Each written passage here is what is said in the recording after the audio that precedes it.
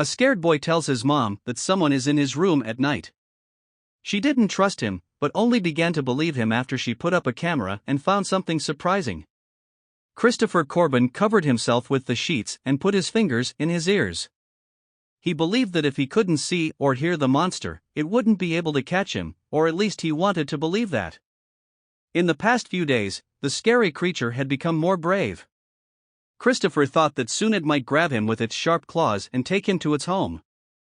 If he got lost, his mom wouldn't be able to find him and he might stay lost forever.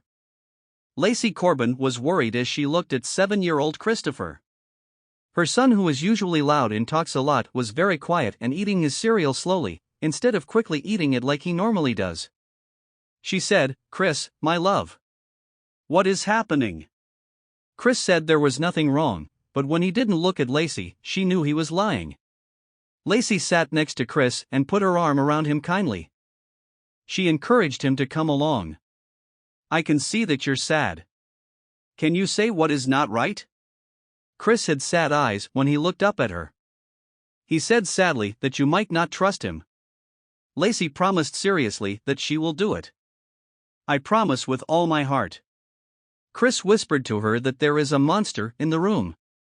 "He stays in my closet and at night he walks into the kitchen to eat. I believe he might eat me soon." At first, Lacey wanted to laugh, but then she noticed that her son looked scared with dark shadows under his eyes. Chris believed in something that was not necessarily true, but it felt like it was true to him. "Okay, sweetie," Lacey spoke. "I'll use a little light to scare away the monster." Chris appeared to be more joyful. He asked if it would work. Lacey said, "Yes, certainly. Monsters in closets disappear in the light. You will see." But the next day, Chris was still very scared. "Mom, I almost saw him," Chris exclaimed. "I saw his shadow on the sheets because of the night light."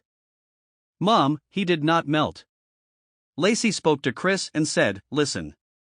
I will catch your creature. Do you remember the camera that your mother used to watch over the nanny when you were a child?" Chris asked if the one looked like a teddy bear. Lacey said, "Yes. I'll put a camera in your room tonight. If anything moves, it will be recorded.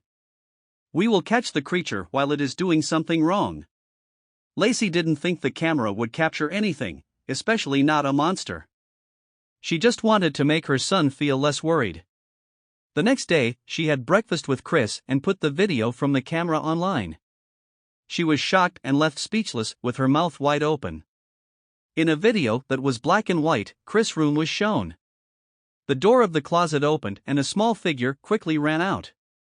Something was secretly tucked away in Chris' closet. Lacey quickly went up the stairs. She opened the door of the cupboard and moved the boxes of toys to one side. There was a little boy around Chris' age at the back, curled up in a ball. He began to cry when he saw Lacey and she kindly talked to him until he felt better. She greeted with a hello. "My name is Lacey. Who are you?" This sentence is already simple, and there are no words that need to be simplified further. "I am Victor," whispered the boy with a shaky voice. Lacey greeted Victor saying, "Hello. Why don't you come have breakfast with us? Christopher thought you were the monster in the closet." Chris was surprised when he saw his mom bring a little boy downstairs. But he felt better when he found out that the boy, Victor, was not scary and didn't want to harm him. Victor said to Lacey that he went to Chris' 7th birthday party 2 weeks before with a friend. He liked Chris' family so much that he decided to stay with them.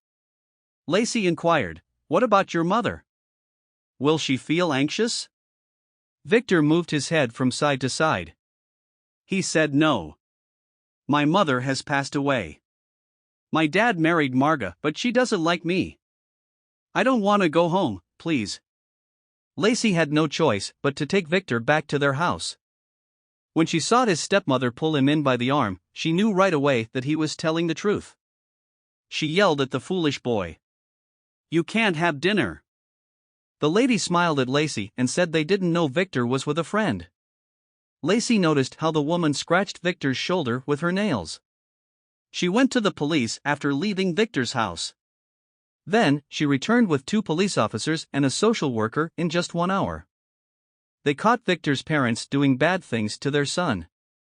Lacey asked the social worker if Victor could stay in the extra room at her house, and the social worker agreed. Victor's parents went to jail, but he was able to stay.